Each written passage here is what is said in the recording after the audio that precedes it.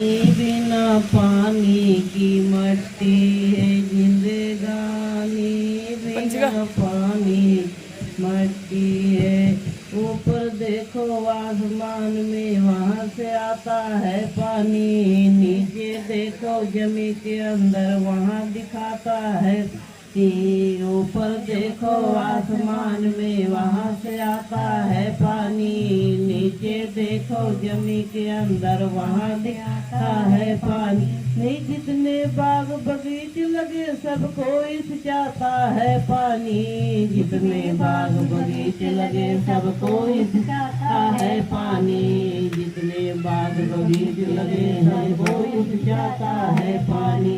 इस पानी से पिंड दान करे क्या तस्वीर बनी जानी, बिना पानी की मट्टी है जिंदगानी, बिना पानी की मट्टी है जिंदगानी, बिना पानी की मट्टी है जिंदगानी, बिना पानी की मट्टी है। हीरा लाल जवाहिर पन्ना सब पैदा करता पानी, कांचा पीतल सोना चांदी सब ही को ढलता पानी। हीरा लाल जवाहिर पन्ना सब पैदा करता पानी, कांचा पीतल सोना चांदी सब ही को ढलता पानी। जितने सब औजार बने धारों पे चढ़ता है पानी, जितना काट कबाड़ बने सब ही को गढ़ता है पानी। इस पानी से नहाए धोए करे कितना सिंगार करे जानी, बिना पानी की से है जिंदगानी, बिना पानी की मट्टी है जिंदगानी, बिना पानी की मट्टी है बिना पानी की मट्टी है। जब जब कुश्ती मार हो तकरार बढ़ाता है पानी, जितना जख्मी जख्म हो पर जख्म समाप्त है पानी, जितना कुश्ती मार हो तकरार बढ़ाता है पानी, जितना जख्मी जख्म हो पर जख्म समारा है पानी। जख्मी इस पानी के बढ़ जाने से कहलाते राजा रानी, बिना पानी की मट्टी है जिंदगानी, बिना पानी की मट्टी है जिंदगानी, बिना पानी की मट्टी है। इस दुनिया के अंदर में क्या नाम बढ़ाया है पानी, अपना बेगाना भाई बंधुअर सबको फंसाया है। इस दुनिया के अंदर में क्या नाम बढ़ाया है पानी, अपना बेगाना भाई बंधुअर सबको फंसाया है।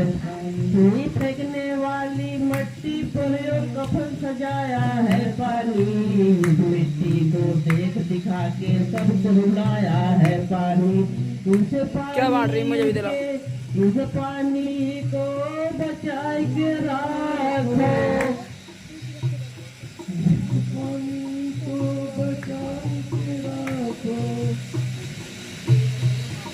फेंकने वाली ना ऊपर तक वो उठागा गत्ता गत्ता उठागा इसके ऊपर तक, और एक गिलास मेरे लिए दिखा के सबको रुलाया है पानी। बिन कोई साथ न गई है पानी बचा रखो, पंखा भी हटा पंखा। बिना पानी की मट्टी है जिंदगानी, बिना पानी की मट्टी है जिंदगानी, बिना पानी की मट्टी है। जितना पाप हो दुनिया में पाप कराता है पानी, जितना पाप हो खातिर राम लक्ष्मण पैदा मन से जो बैठानी, बिना पानी की मट्टी है जिंदगानी, बिना पानी की मट्टी है जिंदगानी, बिना पानी की मट्टी है। बोलिए बोलिए सतगुरु कबीर साहिब की जय। साहिब जी का विचार मैं फोन कर देता हूँ। हम अब साहिब जी के विचार सुनेंगे। हमारी बहन जी साध्वी सुचिता साहब जी जो छत्तीसगढ़ से आई हैं, जिनका विचार बहुत प्रसिद्ध है, बहुत फेमस है। बिहार में झांसी की रानी कहा जाता है इनको। बिहार इसका जबरदस्त प्रवचन होता है और आज आप लोग सुनेंगे। बहुत अच्छे विचार इनके। बोले सच्चे दरबार की जय।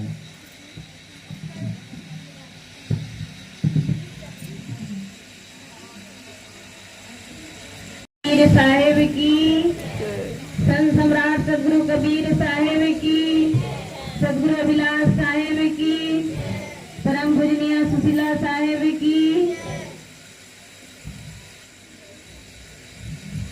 कबीर नामं परमं पुनीतं युगे युगे स्वामी दुःखं दातार मुक्तं पुरुषं पुराणं चरणारविन्दं सततं नमामि चरणारविन्दं सततं नमामि। मेरे मन मंदिर में विराजमान परम पूज्य गुरुदेव जी, वंदनीय संत समाज, इस कबीर महोत्सव में पधारे हुए देश विवेकी भक्त सज्जनों, भक्ति एवं शक्ति के स्रोत माता बहनों, नन्हे मुन्ने प्यारे प्यारे बच्चों, आज बड़े हर्ष की बात है कि हम ऐसे महान पुरुष के जन्म जयंती मनाने के लिए एकत्रित हुए हैं। हम सब तो अपने घर परिवार के बच्चों का जन्म उत्सव मनाते हैं, कितनी खुशियां मिलती हैं, मिलती कि नहीं। लेकिन हम आज ऐसे महान पुरुष के जन्म जयंती मनाने के लिए एक जगह एकत्रित हुए हैं। ये हमारा परम सौभाग्य है कि आप सबसे मिलने का ये दोबारा मौका मिला है।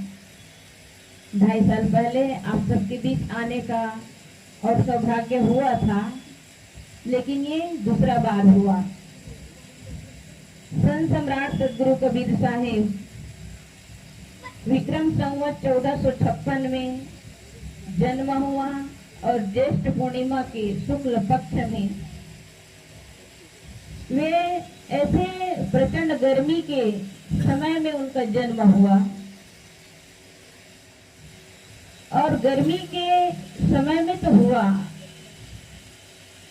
लेकिन उनके ज्ञान की जो प्रचंड गर्मी थी, ज्ञान उनके धधकती आग की तरह थी। धधकती आग में सब जल जाता है, ऐसे ही संत सम्राट सदगुरु कबीर साहब के ज्ञान के सामने छुआछूत, भ्रम, मान्यता, जातिवाद, ये सारे भ्रम को तोड़ने वाले संत सम्राट सदगुरु कबीर साहब के ज्ञान अग्नि में जलाने वाले ऐसे महान पुरुष हुए। ऐसे महान पुरुष के जब जन्म हुआ उस समय जातिवाद का बहुत बोलबाला था। लोग दिन में निकल नहीं सकते थे, पढ़ाई के क्षेत्र में पढ़ाई नहीं कर सकते थे। अभी हमारे पूर्व प्रवक्ता पुष्पा साहब जी ने कहा कि सदगुरु कबीर साहब को पढ़ने की जब उनकी इच्छा हुई, सारे बच्चे को आज हम सब देखते हैं अपने घरों में, जो बच्चे हैं, घर में अगर 4 बच्चे हैं, बच्चे अगर 3 बच्चे स्कूल जा रहे हो तो छोटा बच्चा भी जाना चाहता है। आप सबका अनुभव है। वह छोटा बच्चा भी अपने से पेन कापी ले लेता है और बैग ले लेता है, वो भी चलने की तैयारी करता है। क्यों करता है? देश करके।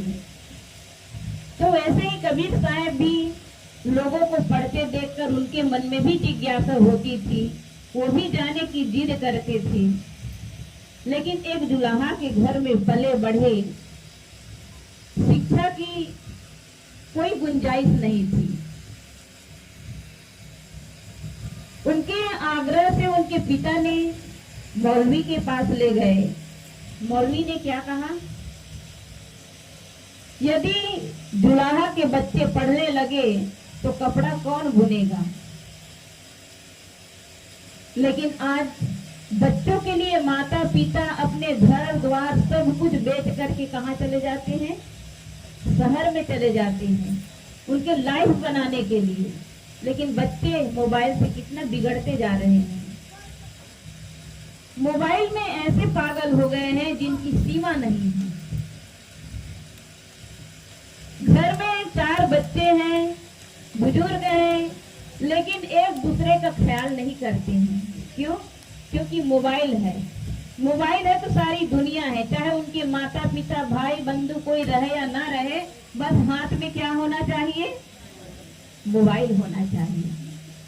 मोबाइल है तो वो पूरे दिन बिता देंगे, और मोबाइल नहीं है तो पूरे परिवार होते हुए भी उनके सामने कुछ भी नहीं है। तो क्या बन गया है, हमारी दुनिया बन गई है मोबाइल। तो हम मोबाइल से थोड़ा दूर रहें। मोबाइल में देखें, संत महापुरुषों का विचार आता है, उनको भी देखें। सदगुरु कबीर साहब के लिए कहा जाता है कि कबीर साहेब कमल फूल में आए और कमल फूल में जन्म लिए और कमल फूल हो गए। जब इस दुनिया से गए तो कमल फूल हो गए। बिना कमल फूल के कौन आया है यहाँ पर? हर प्राणी बिना फूल के नहीं आता है।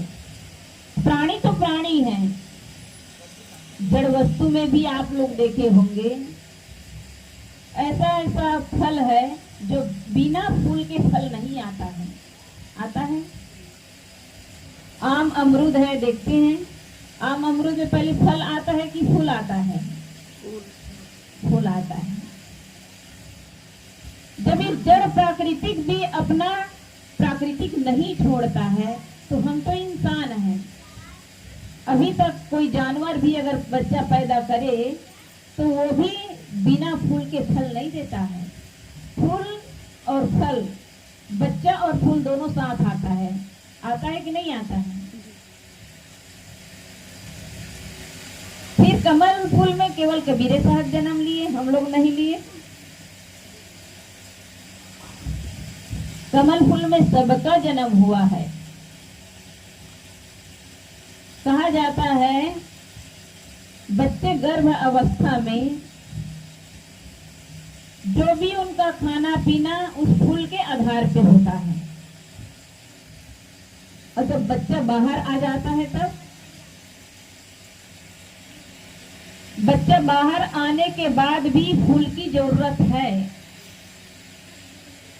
एक बार एक छोटा सा बच्चा जन्म लिया तो उसे देखकर सारे माताएं घबरा गई कि यह बच्चा इस दुनिया में नहीं है। यह बच्चा दुनिया में नहीं है क्योंकि उसमें सांसें ही नहीं चल रही थी। वैद्य को बुलाया, वैद्य आया और आया देखा तो उसके फूल में धान डाला। आप लोग धान ही बोलते हैं ना, धान जो चावल, तो धान को उस फूल में डाला और फूल में डाल करके उसको माताओं से कहा कि इसको खूब मथ दीजिए, पैरों से रगड़ दीजिए। पैरों से खूब उसको मथा, खूब उसको मंथन किया और उसके बाद में वैद्य ने कहा कि इसमें थोड़ा पानी का छींटा मार दीजिए। जब छींटा मारा तो उस फूल और जो शरीर दोनों पास ही रखे थे, तो फूल में जैसे छींटा मारा तो उस शरीर से कंपन होने लगा। उनके हाथों की उंगलियां हिलने लगी, पैर हिलने लगा। तब वैद्य को फिर लगा कि अब हमारी काम हमारा जो इलाज है सही सक्सेस हो रहा है। फिर वेद ने कहा कि फिर से इसमें धान डालिए और धान डाल करके फिर से इसको मथिए। फिर दोबारा यही किया और दोबारा जब फिर किया, फिर पानी डालने बोला। जब पानी डाला तो वह बच्चे के मुख से खूब चीख की आवाज आई, रोने की आवाज आई। बच्चे की रोने की आवाज सुनते ही सारे माताओं के चेहरे में मुस्कुराहट आ गई। कहते ना बच्चे जब जन्म लेते तो कैसे जन्म लेते हैं? हंसते हुए, रोते हुए जन्म लेते हैं। रोते क्यों है? क्योंकि वो अंदर में ऐसे गरम गरम माँ के गर्भाशय में रहता है और वो जब बाहर आता है तो बाहर की हवाएं उसे चुभने लगता है। तो बच्चे तो बता नहीं सकता है, केवल रो के बताता है कि मुझे चुभ रहा है। तो वह जो बच्चे के अंदर जो श्वास है, वह श्वास कहाँ चला गया था? फूल में चला गया था। जब फूल को मथा और पानी डाला तो पानी डालने के बाद सारा श्वास किस में चला गया? शरीर में चला गया। जब वो शरीर में चला गया तो शरीर से खूब जोर से रोने की आवाज आई। जब रोने की आवाज आई तो सारे माताओं के और वैद के सबके चेहरे में मुस्कुराहट आ गई। नहीं तो उस बच्चे को ले चलो उठाने की बारी आ रही थी। वह बच्चा कोई और नहीं, मेरा छोटा भाई है जो इस संत मार्ग में है। आप लोग कभी सर्च करिए संत श्री अनिल साहब के नाम से। वो अनिल साहब है जो जन्म लिया तो उनको कोई नहीं कहते थे कि वो बच जाएगा, लेकिन वही फूल को मथने के बाद उसके शरीर में वह प्राणवायु फिर से लौट आया। तो वह जो फूल है, कहाँ फूल में कहाँ चला, श्वास किस में चला गया था? फूल में चला गया था। तो ये बिना फूल के किसी का शरीर नहीं बनता है। तो सदगुरु कबीर साहब को कमल के फूल में पाए, इसका मतलब है आज भी देख रहे हैं माताएं जन्म देती है और कुछ ऐसा कारण हो जाता है कि बच्चे को रख नहीं पाती है। तो जन्म देने के बाद नार और फूल के सहित कहाँ रख दिए? तालाब के किनारे, तालाब के पार में। और उसी बीच नीरू और नीमा को उसी रास्ते से जाना हुआ। लेकिन कहा जाता है कि उसकी माँ है, वह माँ पीछे झाड़ी में छुप कर देख रही थी और ये दोनों जाते उसी रास्ते से जा रहे थे। जाते जाते जब बच्चे की आवाज सुनाई दी तो ऐसे घनघोर जंगल में बच्चे की आवाज, बच्चे की आवाज की तरफ बढ़ते बढ़ते जब देखा तो वह छोटा सा बच्चा नार और फूल के सहित उसको अपने गोद में उठा लिए और गोद में उठाकर अपने घर में लाए, पाले पोसे। तो वह जो सदगुरु कबीर साहब ऐसे महान पुरुष हुए जिनको हिंदू और मुस्लिम सारे उसे अपना गुरु रूप स्वीकार किए। तो कोई जन्म से महान नहीं होता है।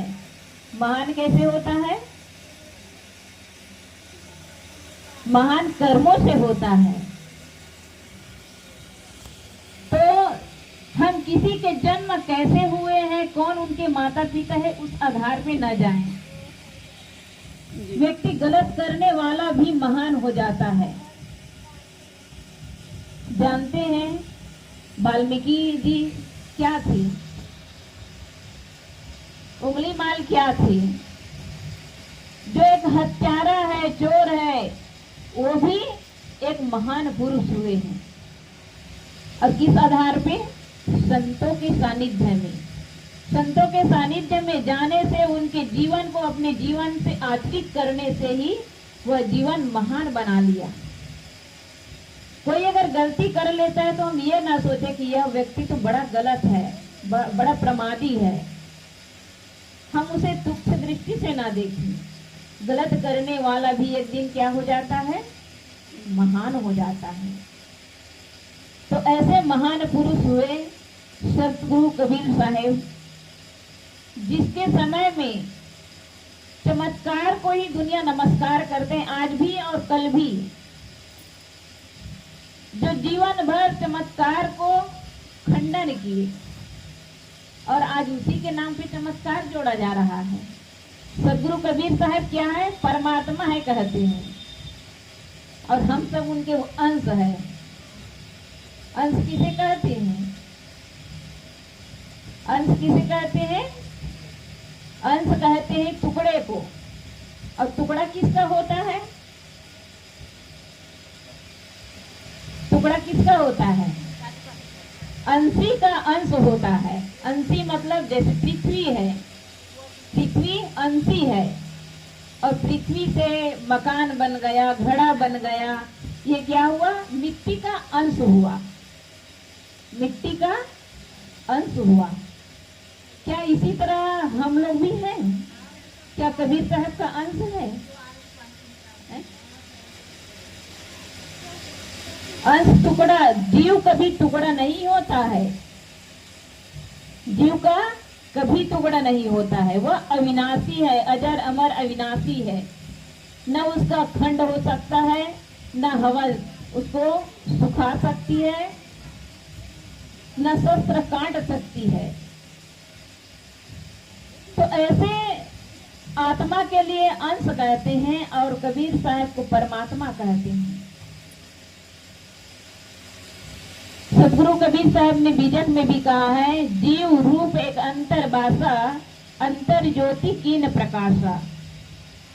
जीव रूप एक अंतर बासा, यह जो जीव है, जिसको हम आत्मा, परमात्मा, खुदा, गॉड, ईश्वर, ब्रह्म, परमात्मा, कितना भी नाम ले दें, नाम हम अनेकों लेंगे, लेकिन है तो आत्मा ही। जैसे मनुष्य है, और मनुष्य में कोई डॉक्टर है, कोई प्रोफेसर है, कोई इंजीनियर है कि नहीं है, लेकिन है तो वो इंसान है, मनुष्य ही है, अलग तो नहीं हो गया। इसी तरह हम ईश्वर, ब्रह्म, परमात्मा कुछ भी कहें, आत्मा आत्मा ही है, लेकिन वह आत्मा कहाँ है और कैसे है? जीव रूप एक अंतर बासा, अंतर मतलब भीतर, वह भीतर, और किसके भीतर है? हम सबके भीतर है। मनुष्य मात्र के भीतर नहीं, बल्कि प्राणी मात्र की। चाहे यहाँ पे छोटे से अगर चींटी भी चल रही है, उसके अंदर भी वह परमात्मा है। अपने से शक्ति चले तक एक चींटी को भी ना मारे, ना ही हमारे माताएं के जो बाल में क्या हो जाता है, जू हो जाता है, उसको भी ना मारे। जहां तक हो सके हम साफ सफाई रखें, लेकिन किसी भी जीव को ना मारे, जीव घात ना कीजिए, किसी भी जीव का घात ना करो। अब कोटि सुनो पुराण, कोटि मतलब करोड़ों पुराण सुन लोगे तो भी पाप का जो फल है वो मिलने वाला है, मिटने वाला नहीं है। इसलिए किसी भी जीव को ना मारे, ना सताएं। कबीर साहब के जमाने में कितना लोगों को मार काट कितना नहीं करते थे, कबीर साहब को कितना नहीं सताए, लेकिन वो कभी डरते नहीं थे। पंडित पुरोहितों से भी लड़ भिड़ते थे।